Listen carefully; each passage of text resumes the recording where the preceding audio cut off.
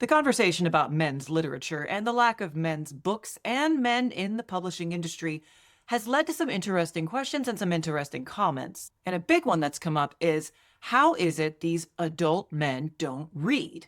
When we're talking about men my age and older, that is 40s and up, elder millennials, Gen X, and boomers, the answer to that is typically that they used to read when they were young, but now, because there's a lack of material for them to read, they either read old books or they don't read at all. But when the conversation shifts to younger men, younger millennials, or Zoomers, who are apparently adults now, I thought they were all still teenagers. Oh my God, I'm so old. The answer was they never read at all. Because as much as there's a lack of books for men, the situation for boys, especially for teenage boys, is even worse. This is something that initially escaped me because, as much as one of my viewers apparently wishes I was his mom, this is a sweet thing to say, right? Not a come on. I am actually not a mother of boys or girls, and my solitary nephew in his house full of sisters, he doesn't read either. Like a lot of teenage boys, he just plays his video games. And no, I don't know which ones. The problem with being even a woman commenting on the state of men's books and men's literature is that I am a woman, something many of you were kind enough to point out in the comments. As much as I mock you, and I do, and I will continue doing so, you're not entirely wrong to point out that even as an editor with 15 years experience, my personal experience might differ a little bit than a man's. So with that in mind, as it happens, I happen to know men, one of which, author Jeff Putnam, has decided to take up the banner and write a men's adventure series that is specifically targeted at teenage boys and young men. We're talking ages 15 to 25 and up, of course. Jeff also has the distinction of being the father of 8 sons. Yeah, 8 sons and 1 daughter. Oh, you thought you were conservative? Try again, pal. Jeff wins. Jeff wins it all. With that in mind, for today's video, in addition to hearing my dulcet tones, you'll also be hearing from Jeff about his new Cole Harper adventure series, what it's like as a male reader, and how you put on the example as a father of 8 boys for them to become readers in a market that's a little bit hostile to them. I don't know about you, but I'm pretty excited. Let's get into it.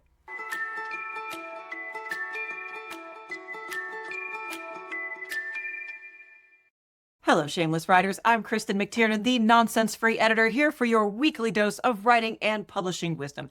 And today we're going to be talking about men and boys adventure novels, which, if you're a passive consumer like me, your only frame of reference for it might be the Indiana Jones movies. If you're a younger person, you might not have any frame of reference for it at all. Do young people watch Indiana Jones? I hope you're making them watch it, parents. It may surprise you that men's adventure fiction used to be a huge chunk of the market. And when I say used to, I'm generally talking about the heyday of the trade paperback, which is from 1950 to 1984, 1985, thereabouts. These adventure novels had rugged protagonists, a la Indiana Jones, action-driven plots, themes of survival, conquest of wild lands and wilder women. Most of these were marketed towards older teens and grown men, but of course there were other novels that were marketed towards younger boys, preteens, and younger teens, such as The Hardy Boys, which is honestly the only example that comes to mind because it's the only one that hasn't basically been stricken from the record. These books were everywhere, so it might seem very strange in the year of our Lord 2025 to wonder, how did they go from being everywhere to being almost nowhere? Did boys suddenly stop reading this material? Did boys suddenly decide, I don't really care about expeditions or punching Nazis or getting the girl or being brave or having fun quips to throw at my enemies? I don't like that anymore. Is that what happened to boys, Jeff? The biggest gap is that nobody is writing for them. See, publishing, they love to talk about how boys don't read. But the real problem is that publishing doesn't give them any books they want to read. Most teen fiction today is written for girls, and it's heavy on introspection, relationship drama, these emotional journeys, right? And there's nothing wrong with that, but it's not what teenage boys are looking for. They want risk. They want action. They want stories that move. They want grit and toughness and this idealized version of who they imagine themselves to be. Very few adventure books are out there. And the ones that are, they pull all the punches. Stakes aren't real. Everything's nice and clean. And a boy can tell when the heroes aren't really struggling. And if the story isn't challenging the character, it's certainly not going to challenge the reader. I write books to fill that gap. Cole Harper isn't some moody anti-hero that sits around and contemplates his feelings or dwells on the dark side of his past. He's just a guy who does things and he gets thrown into danger and then he has to fight his way out and he's taking the reader along for the ride. So if publishing wants to bring boys back to the book market, it needs to stop blaming them for not reading and start giving them books worth reading. This type of adventure novel did not used to be rare. These paperbacks would get these young boys into what was called the Hardy Boys to Hemingway pipeline, meaning that these young boys started off reading about adventure and then over time they would advance to more serious, more literary pursuits because they would have the reading skills to do so and because reading wasn't viewed as a punishment the way it is now. So what exactly happened between 1982 and 1984 that drove boys away from books? Now, don't get me wrong, they were still there. When I was a girl, boys read, and they were often made fun of for it. The word dork was thrown around. Nerd was another one, and they were not quirky or fun names like they are now.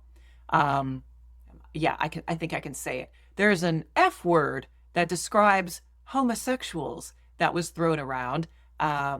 I don't know if I can say it on YouTube, but you know what I'm talking about. Bundle of sticks. And it was a big problem for boys. The reason that it did that is because the culture around what was masculine and defined as masculinity changed.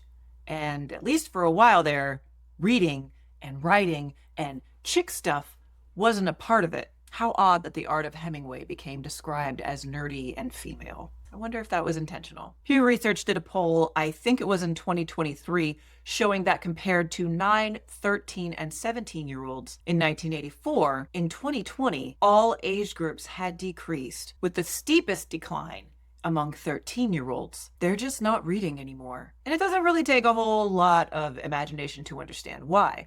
Now, when I was 13, a lot of the boys in my class, if they read, they were reading Sword and Sorcery Fantasy and Star Wars. They were reading the Star Wars expanded universe and things of that ilk. If you didn't know and you're not in the culture wars, the Star Wars expanded universe was basically decanonized. I think they're still in print. But any new Star Wars books that come out are in the Disney universe, and I'm pretty sure they're not popular among grown folks. I doubt very seriously they're popular among young boys. What is popular among young boys, apparently, from my comments and from my meager observations of the younger males in society, is manga and lit RPG. Two genres that I honestly don't understand. It's not that I don't like them, it's that I don't get them. Like, why? Luckily, Jeff had an answer for that too. I don't see manga or light novels or lit RPG as competition. I see them as definitive proof that the publishing industry has ignored what teenage boys and young men actually want for way too long. Manga and light novels, graphic novels, like the Frank Miller ones, those are great. They're all fast, they're visual, and again, they've got high stakes that matter. They don't waste any time. They immediately throw readers into action, and the pace just never, ever lets up. It keeps going. It gives them these characters who are doing things. And then it embraces the competence side of things. You've got this swordsman who's leveling up in this fantasy world, or this tactician who's outthinking his enemies. All of these stories, they reward skill and they reward strength and they reward determination. And see, that's what adventure fiction used to be. Back when these pulp magazines were king, you had heroes constantly facing danger. They were exploring lost worlds. They were taking on these impossible odds. The moment adventure fiction got bogged down, it was because they tried these slow, introspective storytelling that just doesn't appeal to boys and men. We feel deeply, sure, but we don't respond to that. We don't move on that. We move on action and let whatever's on the subsurface just do whatever it's going to do. You know, that's why I don't think the success of manga and anime and lit RPG is so surprising.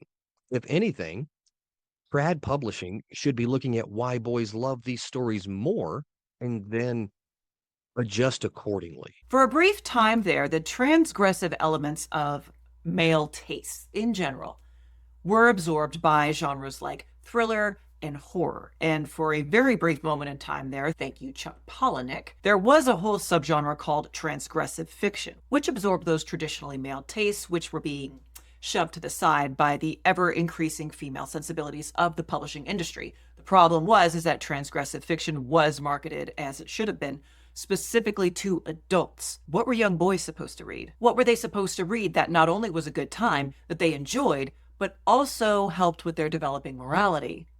What do they even like? The publishing industry didn't seem to care. Now, the good news is, from my perspective, and it is a very limited perspective, thanks to independent publishing, I think we are seeing something of a revival in men's fiction. A lot of male aspiring authors, having seen what's out there for traditional publishing, they've just decided to go their own way.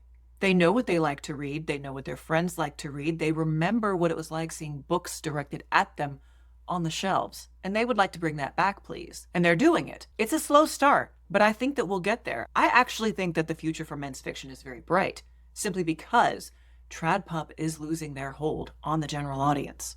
They're getting wise to their crap. But in that process, it's very important not to leave behind those boys who will one day grow to be men who will read. The overwhelming majority of middle grade and young adult fiction is then and now written by women. Now, in the case of S.E. Hinton, thank you for writing The Outsiders, that was fine. But should that be the case? Obviously, as a woman, I don't have a problem if women decide to write books that are directed at young boys, but male authors, as they start getting into this space, I'd like to see them target a few books towards a younger audience, or at least an audience that is appealing to both young and older males, like Jeff did with his Cole Harper series. 15 and up is a perfectly respectable level to aim with your books. All that means is shaving off the more extreme elements that you might find in an adventure or a thriller book. It doesn't have to mean catering to female sensibilities, and it shouldn't. And getting boys to read in the first place might feel like an uphill climb, but if you start early and if you start with the right influences, that's not an insurmountable task either. See, with my kids, I made reading part of adventure. I didn't make it homework. The worst thing you can do for a kid is make something you want them to do more of feel like a chore, you know? And my boys, they they want stories that excite them. They want these universes and these worlds to make them feel like they're a part of something big, right? So instead of being, important books on them, well, yes, there's still some assigned reading in our homeschool curriculum. I like giving them stories that fit their interest.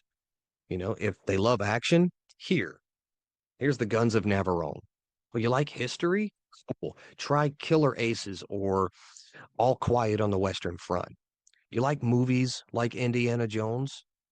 Here's a Buck Rogers pulp thriller. So you have to give them what they want so I can convince them to explore other alternatives. And I think another big part of it is, again, I said I have 7 bookcases in this house. They're slam full. It's because I lead by example. My boys always see me reading. They see my book budget, which doesn't really have a limit. And when they see me doing it, they do it because kids are always going to do what you do and not so much what you say, right? Kids are more likely to pick up books when they see adults actually enjoying them. And I think the last part is I let them explore different formats. You want to read comics, you want to read graphic novels, manga, you want to do audiobooks, it's fine. The goal is not and never has been what they're reading. The goal has been getting them to love reading. And once that happens, the rest takes care of itself. If you're interested in reading the Cole Harper series about punching Nazis and finding treasure for yourself or for the young lad in your life, the link is below. I'd also love to hear in the comments section about fiction, both old and new. That would be great for teenage boys, because I have a certain surly 13-year-old who needs to do something with his time other than video games. Is it Roblox? Is that what they're doing? No, it's Minecraft. It's Minecraft. That's what he plays so much. Oh my God. Please give me suggestions. So that's all that I have for this week. Until next time, take care and write well.